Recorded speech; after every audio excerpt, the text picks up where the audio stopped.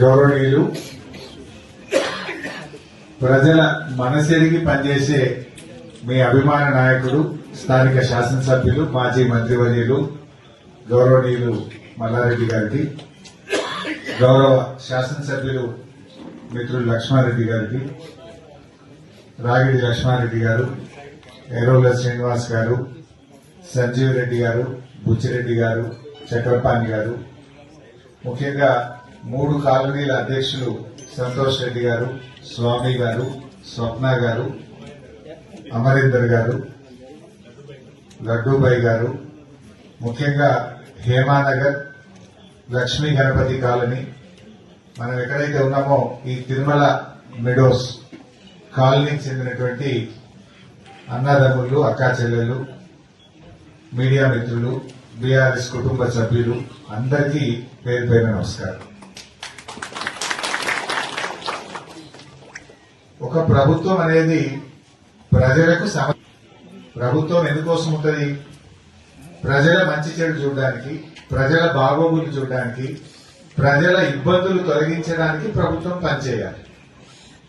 కానీ దురదృష్టం ఏంటంటే కాంగ్రెస్ ప్రభుత్వం వచ్చిన తర్వాత ప్రజలకు ఇబ్బందులను సృష్టిస్తా ఉన్నారు. లేని సమస్యలను సృష్టించి ఇలా ప్రజల్ని ఆగమాగం చేసేటువంటి పరిస్థితి కనబడతా ఉంది. సోదరి స్వప్న మాట్లాడుతూ ఒక మాట అన్నది, పిల్లలు అమెరికా వెళ్లాలంటే బ్యాంకులో ప్రాపర్టీని కుదబెట్టడానికో లోన్ ఎక్స్టెన్షన్ చేయడానికో బ్యాంకుకి వెళ్తే మీది 22A ఉన్నది, మీకు అప్పులు ఇచ్చేది లేదు అంటున్నారు.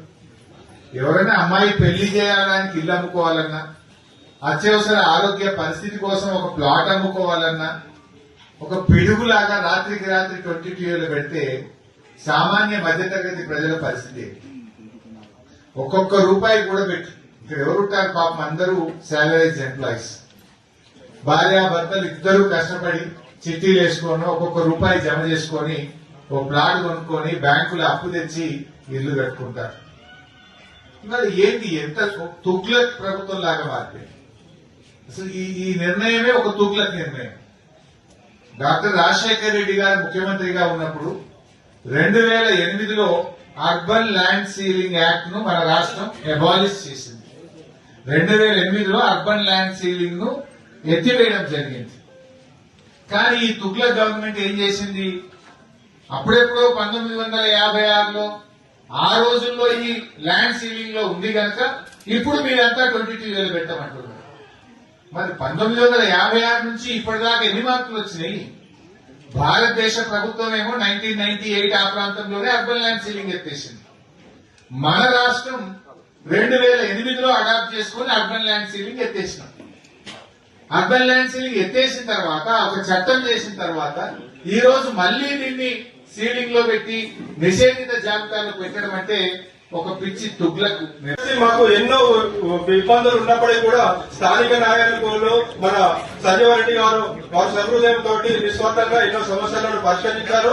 ఎప్పుడు కూడా ఖాళీకి ఆపద్బాంధవులాగా ఉంటూ మన మల్లారెడ్డి గారి సహాయ సహకారాలతో మనకి ఎన్నో కార్యక్రమాలు చేశారు. ఇప్పుడు మనం ఇంకోటి ఏంటంటే 22A అనేది ముఖ్యంగా చాలా సమస్యలు ఎదుర్కొంటున్నాము. ఇక్కడ ఎల్ఆర్ఎస్ ఉంది, బీఆర్ఎస్ ఉంది.